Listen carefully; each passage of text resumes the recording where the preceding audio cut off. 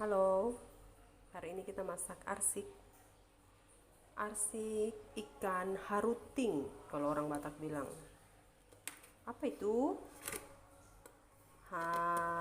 Ikan gabus. Ini ikan gabusnya nih. Ikan gabus.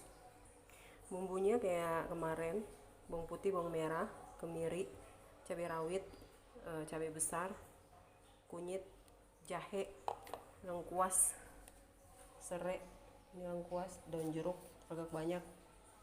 Terus nanti ada ditambahin andaliman khasnya dari Sumatera, terus asam glugur atau asam kandis, terus harusnya pakai kecombrang ya, rias, cuman kita nggak ada rias, nggak ada combrangnya, jadi nggak pakai juga nggak apa-apa. Oke, stay tune.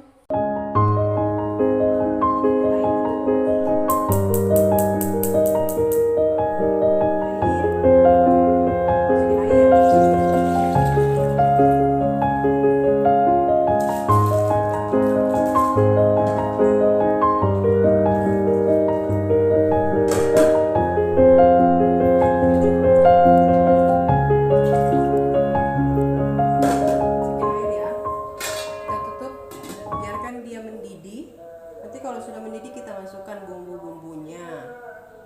Ini resep dari mama saya ya.